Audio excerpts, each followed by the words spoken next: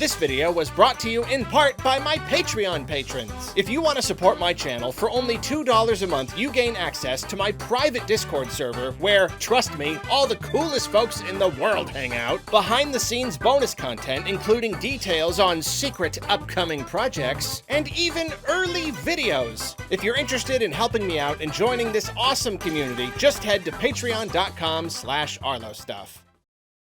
Hambone. Hello, my friends. Sorry you ain't seeing my face. I'm actually recording this in a closet.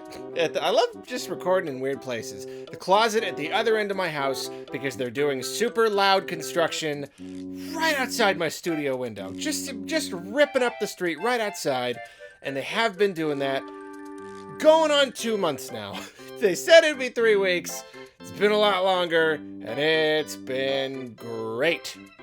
Sarcasm. You know what? I've been wanting to talk about this, so we're doing it now. So Nintendo recently released their latest financial report, and it's one of the big end-of-year ones, covers the fiscal year through March 2023, so those are always the best ones. And I used to do videos on software sales. I did a couple of those, because I really think it's interesting just to see like what games sell, what that means for their respective series, all that stuff. I haven't done that in a while, though, because the Switch has just been out for so long. The top 10 doesn't really move very much. It's just dominated by Pokemon and Mario and stuff like that. So right now, here in this closet, I would like to focus on Switch hardware sales. So the topic specifically is, of course, how much can the Switch ultimately sell by the end of its life? And I did do a video sometime back, a good few years ago by now, a video just kind of speculating that exact topic, how much it might sell in total.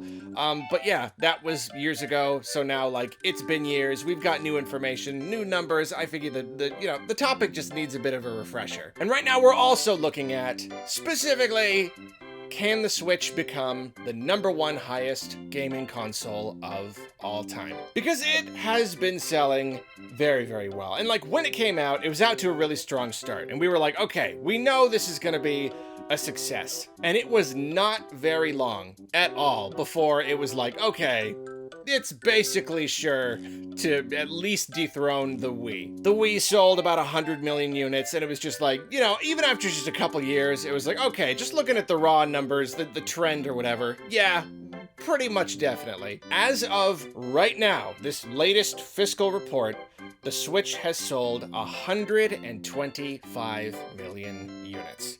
So it has comfortably passed the Wii, which itself was seen as a tremendous explosion of a success. The Switch is now the 3rd highest selling console ever. In second place right now is the DS at 154 million, and then first place is PS2 at 155. Every time I see that, it's so funny how close, how ridiculously close Nintendo came to having the highest selling console ever. Technically, Sony stopped reporting PS2 sales after a certain point, so there's some things that are like, it says 155, but it might be higher, maybe, but they were reporting it periodically. I really don't know. I'm gonna say 155. Let's just keep it simple and say 155 is the record right now. So clearly the Switch is getting close. Very, very close. It's about 30 million units away. And considering it has sold 125 million units so far, and it's still got multiple years probably left in its life, then it's not too weird to say, yeah, like it should be able to do that, right? The Switch is still selling well. We all say that. We all know, oh, it's still selling great. The thing is, though, clearly, just again looking at the raw numbers, the Switch has peaked. There's no doubt about that. Just looking at the general trends of how consoles tend to sell, it goes up, you have your peak, and then it declines from there. But don't take my word for it. Let's look at the numbers. So the Switch's first fiscal year was a month. It came out early March. Fiscal year ends late March. So it sold like 2 million units during that time. Next fiscal year, picking up the pace, 15 million units for a total of almost 18, which is very funny that, like, even just right there, it beat the Wii U. The Wii U's entire lifetime, but that's beating a dead horse, I suppose. So that was 15. Then 2019 fiscal year, 17. Okay, going up. 2020, 21 million units. Again, going up. 2021 fiscal year, and that was the one where, like, the full force of Animal Crossing and the pandemic that came through in the numbers. for a staggering 28.83 million units. So like, that's it right there. That is your peak. That is like the Switch gaining enough momentum, and then also just the games coming out, the circumstances, everyone buying it. That right there is the peak. But then 2022 fiscal year, 23 million. Still very, very incredibly strong, but less than the previous year. But we know that's not just a fluke, because now at the end of this latest fiscal year, like 17, 18, about 18 million was the last one. Again, still very, very strong, but it is on a decline, and the way this generally goes is the decline will become sharper and sharper as things move on. Nintendo themselves have had to kind of readjust their forecasts. Apparently last holiday season was less strong than they anticipated. So right now, like, I mean, we really have to wait and see, but there's kind of this idea that interest is gonna start, like, we feel like we're kind of like teetering over the precipice here. Because like, there's really not a ton to look forward to. Tears of the Kingdom, that was like, that might be Nintendo's last big one, you know? I mean, like, Scarlet and Violet, Pokemon are getting DLC this holiday, sure, but like, at the moment, the Switch has played all of its cards. You know? It's like all of the series that it could possibly represent, almost. It's all there. Your big Zelda, your big Mario, your Pokemon, all that stuff. It kind of just feels like there's not much left that they can do to push additional hardware, at least in terms of software that they release. And if things are already going down, still very healthy, but, you know, going down, and there's not much new on the horizon, then that means that there is not really, you know, they're kind of reaching a saturation point with the Switch. There's nothing really that's going to keep driving sales, and like a paper airplane, it's going to just slowly start to dip. Let's say, theoretically, ultra theoretically, this whole thing I'm about to do, but like, let's just say the Switch has another solid 2 fiscal years. With a decline like that, especially if we assume that the decline, there's a very good chance that it will become sharper over time, it would not be weird to see a number as low as like 12 million in the next fiscal year. And then the next year, maybe only 8 million. And if that happened, then that would put the Switch at 145 million units sold, 10 million short of that fabled magical goal. And if that happened, then, you know, even a couple cleanup years after that, you know, the next system is really rolling, so the Switch is really only selling at, you know, few million, maybe like 2 more years at a few million each, might just not be enough to push it over the edge. There is a fine chance that the Switch will end up doing what the DS did, and just like crawling up and coming to a stop just a little bit too short.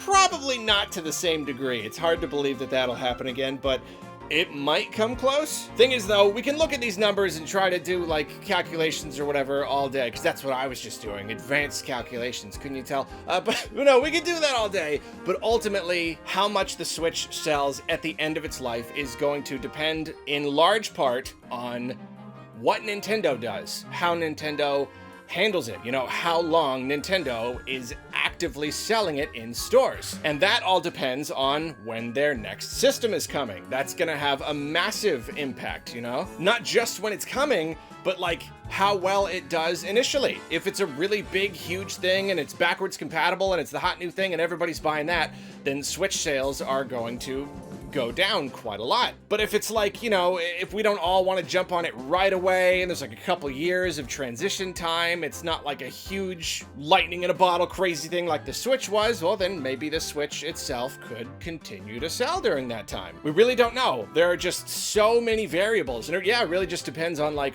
what Nintendo wants to do with the Switch moving forward, how long it wants it to be a thing. And hey, to paint a picture of what that process of transitioning from the Switch to the next system might look like, let's look at the 3DS numbers. Let's see those year over year and how they were affected by the launch of the Switch.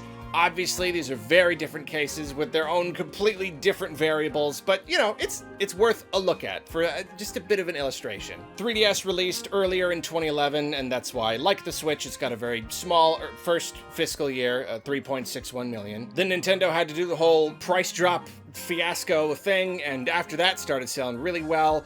Next fiscal year, 13.5 million. Next one, 14 million. Seems the 3DS just did consistently well for quite, it kind of like, it hit its peak right away and it kind of just rode that peak for a good few years. Next fiscal year, 12 million. So finally starting to see a good decline following fiscal year, 8.73 million. So there it is. It was that peak, and then it's dropping down fairly sharply. 2016 fiscal year couldn't even cross the 7 million mark. But then you start to see things go up a little bit. Nintendo kind of staved off the decline through, introducing new hardware, effective price drops, things like that. Next one, 7.27 million. And then at the end of the 2018 fiscal year, even though the Switch was a thing and it was taking all the limelight, they still managed to sell 6.4 million units of the 3DS in that fiscal year. Not bad at all. But then the inevitable happened. 2019 fiscal year, a mere 2.5 million. And then 2020 fiscal year was just a bit of a cleanup, because around that time it was discontinued,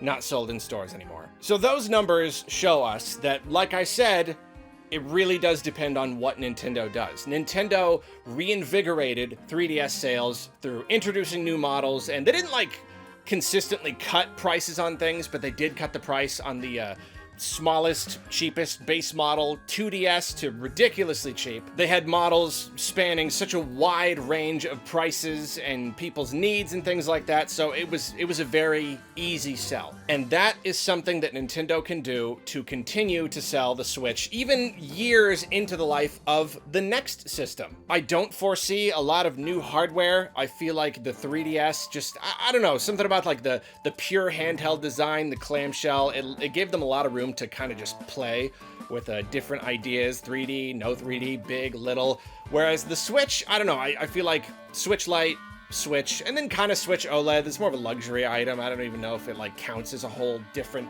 thing. But I don't see them making a bunch of weird, wacky Switch models at the end of its life. I think for them, the course forward is just price cuts. That is their secret weapon if they want the Switch to become the highest selling console of all time. It's price cuts. That said, though, before I even continue with that, things are crazy right now. Inflation is crazy. Everything everywhere is just more expensive now. It stinks. It really stinks. Has anyone else noticed that? In my opinion, it stinks. I don't like it. Maybe that's just me. But a lot of tech companies are actually raising their prices, or at least talking about raising their prices. I wanted to get someone a Oculus Quest 2, Meta Quest 2 for Christmas, because they really love Beat Saber, and they'd be able to do it really easily, because they don't have to hook up all the VR stuff. But they raised the price by $100. $100! It's not even worth it anymore. So, point is, Nintendo, they have a history of being rather stingy, and they like to make money on their hardware. A lot of companies, they don't mind taking a small loss or breaking even because they know they'll make it up in software. Not Nintendo. They like to make money on the hardware. So to them, not raising the price might be as good in their eyes as lowering the price, you know what I mean? I really hope that's not the case though, because I feel like the Switch, I mean, again, it all depends on what the next system is like, but I feel like the Switch, it's such a high value proposition that I feel like a really affordably priced Switch is gonna really move. And I think that's gonna give the system life even longer than the 3DS had life. Because the Switch functions as a home console and a handheld. And even like the Switch Lite, it's still playing what are effectively home console games. It's the full experience. And it's not one of those things where, like, let's say they drop the price. Switch Lite is now $150. I think that is a great price. But it's not like one of those things where, oh, sure, the system is less expensive, but if I get it for my kid, then I still gotta spend a bunch of money on $60 games. Not really. It's the Switch. It's got the eShop. For a kid, you get them a Switch Lite, and then you get them like Minecraft and Fortnite and Among Us. And you spent $30. Like, they're good.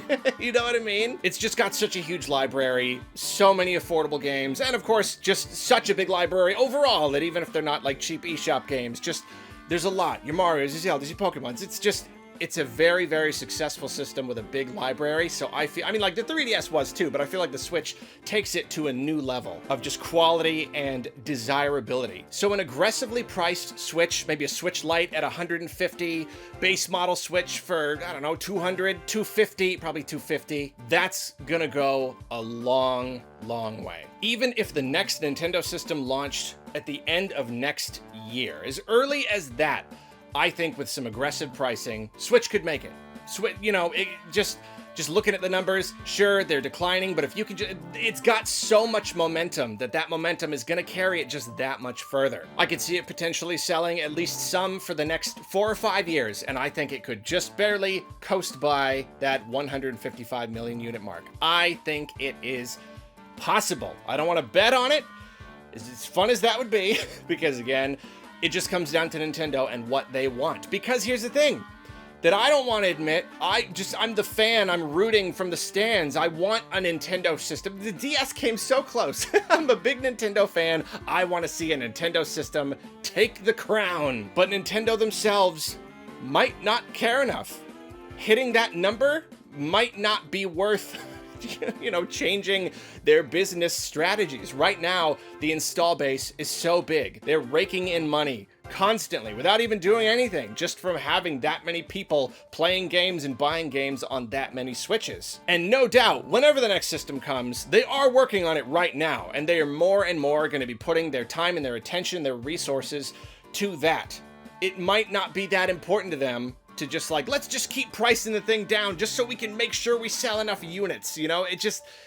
It might not be important. Hitting that milestone might just be like, yeah, I mean, like, it'd be fun if we beat it, but like, yeah, you know? So ultimately, we don't know, and we have to wait and see, but I do think that it is very interesting. It's just gonna be really, really fun and interesting just to see how much the Switch ultimately sells, but we will find out over the next few years. It is going to be a very interesting next few years, I believe. Well, that's my take on it. Why don't you give me your take on it? Your exact prediction of the Switch's total lifetime sales at the end of its life down in the comments. And in the meantime, I'm gonna get out of this closet. It's pretty hot. See you later.